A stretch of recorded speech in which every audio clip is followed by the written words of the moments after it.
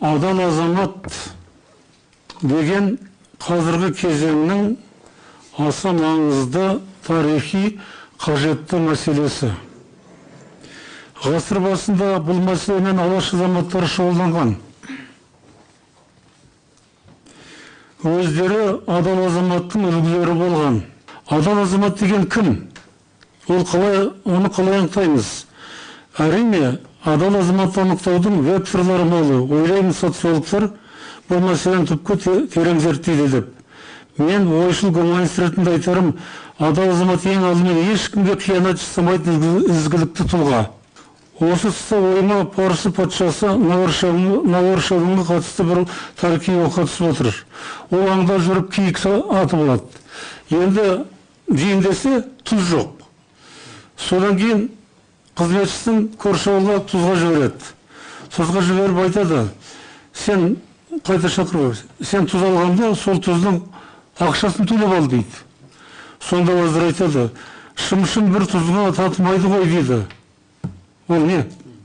Сонда вазир Наваршавын патша айтады: басшы алса бір алманы маға бермей, қосшы құртар алманың түп тамырын дейді. Тәртіп басшының өзін бұзса, оны қол астындағылар одан асып түсетіні анық.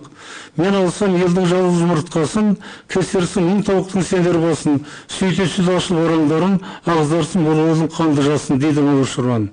Сондықтан мынау адал азамат деген қиянаты жоқ азаматты мен өзім адал азамат деп ойлаймын. Қиянаты жоқ адамды шәкәрім айтады, оның иманы бар. Қиянаты болса, онда иман жоқ дейді. Сондықтан осы бағытта енді біздің менің түсінігім осылай. Түркістанда өткен мәжілісте өзіңіз білесіз, қатыстыңыз. Тоқаев Қасым-Жомарт Кемелұлы ниет туралы жақсы тұжырым жасады.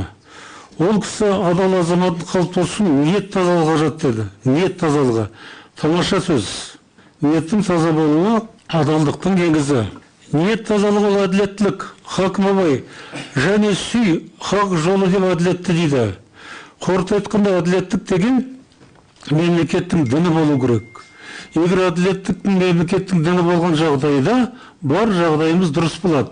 Адал азаматтар адал қызметін айтады. Жүсіп Баласағұн өзін құтты болам деген теңдес жоқ шығармасында осы мемлекеттің діні әділеттік болу керек дегенді әлде неше рет айтады. Бірнеше мысалдармен береді. Сондықтан әділеттік мемлекеттің діні болсын қанағат қажеттілігін Жүсіп Баласағұн шығармасында қайта-қайта айтқан.